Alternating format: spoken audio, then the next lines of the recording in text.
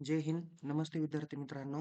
आज दिनांक 6 मे 2026 रोजी आपण सावित्रीबाई फुले पुणे विद्यापीठाच्या समर एक्झाम 2026 बाबत काही महत्त्वाच्या विषयांवर चर्चा करणार आहोत. यामध्ये परीक्षा फॉर्म भरण्यास काही अभ्यासक्रमांना मुदतवाढ देण्यात आलेली आहे. तसेच 11 मे 2026 पासून पी-आर-एन ब्लॉकच्या बॅकलॉग विद्यार्थ्यांना परीक्षा फॉर्म भरण्याची संधी देखील उपलब्ध होणार आहे. त्याचबरोबर काही अभ्यासक्रमाचे परीक्षा वेळापत्रक देखील जाहीर झालेले आहे. त्याबद्दल माहिती घेऊया. आणि जे विद्यार्थी एन-एस-एस, एन-सी-सी, स्पोर्ट, कल्चर, आविष्कार अशा विविध ॲक्टिव्हिटीमध्ये सहभागी झालेले होते. या विद्यार्थ्यांना अतिरिक्त 10 ते 20 गुणांचा लाभ भेटणार आहे. या सर्व संदर्भात आपण माहिती घेणार आहोत. सगळ्यात प्रथम आपण परीक्षा फॉर्म भरण्यास जी काही मुदतवाढ देण्यात आली त्याबद्दल माहिती घेऊया. बघा, जे विद्यार्थी फर्स्ट इयर इंजिनिअरिंग 2024 पॅटर्नचे आहे, तर यांना परीक्षा फॉर्म भरण्यासाठी 6 मे 2026 ला दुपारी 12 ते 8 मे 2026 सायंकाळी 4 वाजेपर्यंत मुदतवाढ देण्यात आलेली आहे. तसेच जे विद्यार्थी एफ-ई-एस-सी, टी-ई-बी 2019 पॅटर्नचे आहे, तर त्यांना शनिवार दिनांक 11 त्यांच्या देखील परीक्षा फॉर्म भरण्यासाठी मुदतवाढ देण्यात आलेली आहे. ओके. त्यानंतर जे विद्यार्थी 7व्या टप्प्यातील आणि 9व्या टप्प्यातील अभ्यासक्रमाशी रिलेटेड आहे, तर त्यामध्ये जे काही विद्यार्थी आहेत, तर ते एम-ए, एम-कॉम, एम-एस-सी 2023 पॅटर्न म्हणजेच एन-ई-पी पॅटर्न आणि एम-एस-सीच्या काही अभ्यासक्रम ज्यांचे 2019 पॅटर्न आहेत, तर त्या 7व्या टप्प्यातील विद्यार्थ्यांचे परीक्षा अर्ज काय करण्यात आलेले आहे, त्यांना फॉर्म भरण्यासाठी मुदतवाढ देण्यात आलेली आहे.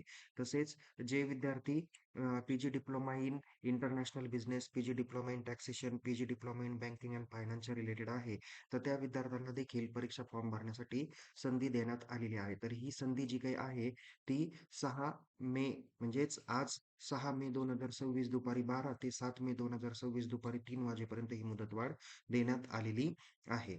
त्यानंतर विद्यार्थी मित्रांनो, आपण याच्या पुढचा हा जो काही विषय आहे, जो आपण इथे चर्चेला केला जाणार आहे, तो म्हणजे परीक्षा फॉर्म भरण्यास कोणत्या वर्गांना मुदतवाढ दिली, त्याची माहिती तुम्हाला या ठिकाणी कळली असेल. आता पुढची माहिती बघूया.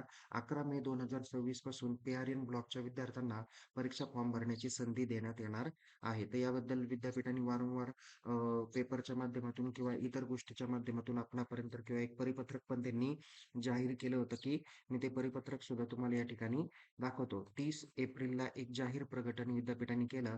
त्याद्वारे त्यांनी सांगितलं, की संलग्नित महाविद्यालय आणि मान्यताप्राप्त संस्था यांना या जाहीर परिपत्रकाद्वारे आवाहन करण्यात येत आहे, की ज्या विद्यार्थ्यांचे अंतिम व अंतिम-पूर्व वर्षातील अनुशेष विषय म्हणजे बॅकलॉग सब्जेक्ट पूर्ण करून पदवी प्राप्त करण्याची अंतिम संधी देण्याचा निर्णय घेण्यात आलेला आहे. म्हणजे यामध्ये जे काही विद्यार्थी पी-आर-एन ब्लॉकच्या बाबत आहे, आता मी त्या या ठिकाणी तुम्हाला दाखवलं हे वाचून, नेमकी कोणत्या विद्यार्थ्यांना संधी भेटणार आहे. ओके. इथे बघा, विद्यार्थ्यांना पुन्हा अशी संधी मिळणार नाही या ठिकाणी ही बातमी वाचा. शैक्षणिक वर्ष 2015-16, 16-17 या शैक्षणिक वर्षापासून 2013 आणि 2019 पॅटर्नतील प्रथम वर्षाला प्रवेश घेतलेल्या, पण द्वितीय व तृतीय वर्षाचे काही विषय राहिलेल्या विद्यार्थ्यांना बॅकलॉग विषयाची परीक्षा देता यावी, यासाठी निर्णय सावित्रीबाई फुले पुणे विद्यापीठाच्या अधिकार मंडळाने घेतलेला आहे. आणि आपल्या महाविद्यालयातील अशा विद्यार्थ्यांना अर्ज भरण्या कडे माहिती दिली पाहिजे किंवा अर्ज भरले जातील याकडे विभाग प्रमुख आणि प्राध्यापकांनी लक्ष द्यावे. अशी संधी पुन्हा विद्यार्थ्यांना दिली जाणार नाही. ही शेवटची संधी आहे. तर विद्यार्थ्यांनी त्याचा लाभ घ्यावा आणि आपली पदवी पूर्ण करावी, असे आवाहन परीक्षा विभागाच्या संचालकांनी याद्वारे केलेले आहे. सगळ्यात महत्त्वाचं लक्षात घ्या, की एखादा विद्यार्थी ऑलरेडी टी-वाय झालेला आहे. ओके. यू-जी किंवा पी-जी. तर टी-वाय किंवा अंतिम वर्ष अंतिम त्याच्यातल्या पी-जीचा काही उल्लेख या ठिकाणी केलेला नाहीये. त्यांचा फॉर्म भरले जातात का नाही ते बघूया आपण 11 तारखेच्या पुढे. पण पदवी पूर्ण करण्याची पदवी तर त्यांनी सांगितलेलं नाही, म्हणून पदवीचाच आपण विचार करूया. बी-ए, बी-कॉम, बी-एस-सी, बी-बी-ए, बी-बी-आय, बी-सी-ए वगैरे किंवा अजूनही तत्सम इंजिनिअरिंगचे अभ्यासक्रम असतील, तर त्या विद्यार्थ्यांचे एफ-वाय, एस-वाय क्लिअर झाले किंवा टी-वाय पण पूर्ण झालेले, पण त्यांचे एखादे 2 विषय बॅकलॉग राहिले आता त्याच्यात 1 किंवा 2 असं काही नाही विषय, पण त्याचे जर का बॅकलॉग राहिले तरच त्या विद्यार्थ्यांना फॉर्म भरता येईल. पण एखादा विद्यार्थी त्याचा एस-वाय ऑल क्लिअर आहे आणि आता त्याला यावर्षी टी-वायला त्याला प्रवेश घ्यायचा आणि टी-वायचे संपूर्ण विषय द्यायचे, तर अशा विद्यार्थ्यांचा फॉर्म भरला जाणार नाहीये. हे कृपया लक्षात घ्या. त्याच्याकरता हे पदवी विद्यार्थ्यांना फक्त बॅकलॉग विषय पूर्ण करण्यासाठी संधी दिली जाणार आहे. आता एखाद्या विद्यार्थ्यांनी एस-वाय पर्यंत क्लिअर आहे टी-वायला त्याला प्रथम प्रवेश घ्यायचा, तर त्या विद्यार्थ्याला ती संधी देणार नाहीये. त्या विद्यार्थ्यांनी नवीन फ्रेश ॲडमिशन घ्यावं आणि त्यांनी त्याची डिग्री पूर्ण करावी. हा एक त्या पाठीमागचा एक महत्त्वाचा उद्देश आहे. ओके. सो त्याकरता हे सर्व विद्यार्थ्यांनी ही काळजीपूर्वक बाब बघितली पाहिजे.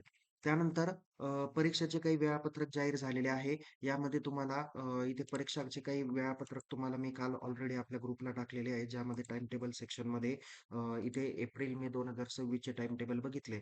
तर यामध्ये तुम्हाला इंजिनिअरिंग अभ्यासक्रमाचे जे काही एस-सी आणि टी-ई 2019 पॅटर्नचे टाईम टेबल आहे, ते काल जाहीर करून देण्यात आले.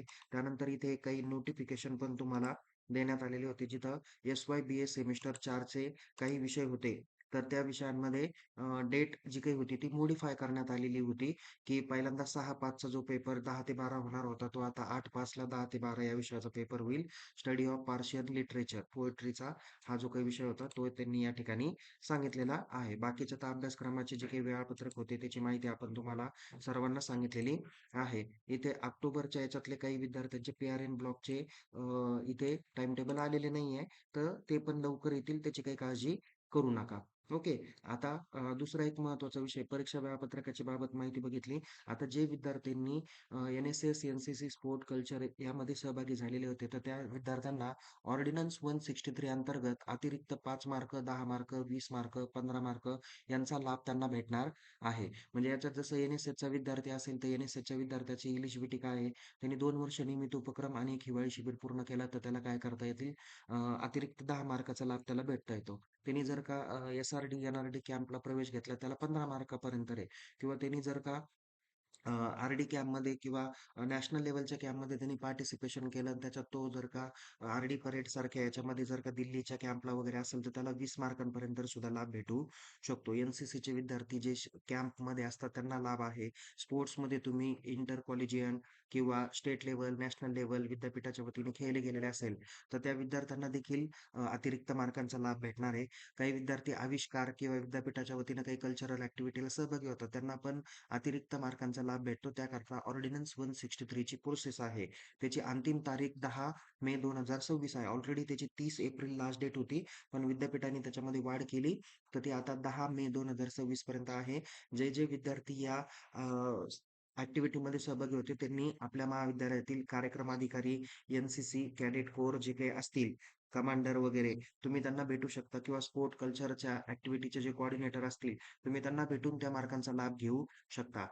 कल्चर किंवा ही ऑर्डिनन्स 163 ची प्रोसेस काय आहे? काय डॉक्युमेंटेशन लागतात? त्यांची संपूर्ण माहितीचा व्हिडिओ आपण मागच्या वर्षी केलेला होता. तो या व्हिडिओच्या डिस्क्रिप्शन बॉक्समध्ये बघायला भेटेल. तो व्हिडिओ बघा, जेणेकरून तुम्हाला जास्त मार्क भेटतील. ओके. हे हातचे मार्क आहेत, त्याच्यामुळं ते मार्क मिळवण्याचा तुम्ही प्रयत्न करा. अ, अधिक माहितीसाठी आपल्या महाविद्यालयातील संबंधित अधिकाऱ्यांना तुम्ही भेटा. विद्यार्थी मित्रांनो, परीक्षेबाबत अद्ययावत माहितीसाठी आपण आपलं YouTube चॅनल आणि Telegram चॅनल सुरू केलेलं आहे. YouTube चॅनलला सबस्क्राईब करा. Telegram चॅनलमध्ये सहभागी व्हा. लिंक डिस्क्रिप्शन बॉक्समध्ये देण्यात आलेली आहे. तुम्हाला या संदर्भात काही महत्त्वाची अडचण असेल, तर मला चॅट बॉक्समध्ये मेन्शन करा. परीक्षा फॉर्ममध्ये काही भरण्यास अडचण येत असेल, तर आपल्या महाविद्यालयातील परीक्षा विभागाला भेटून त्यांच्याकडून त्यांच्याकडून एक्झाम सपोर्टला मेल करा आणि आपल्या शंकेचं निरसन करायला विसरू नका. मेजॉरिटी प्रॉब्लेम असेल, तर मला संपर्क करा. टेक्निकल टीमच्या माध्यमातून ते प्रॉब्लेम सॉल्व्ह करण्याचा प्रयत्न केला जाईल. पुन्हा भेटूया एका नवीन विषयासह, नवीन व्हिडिओसह. तोपर्यंत टेक केअर. जय हिंद. धन्यवाद.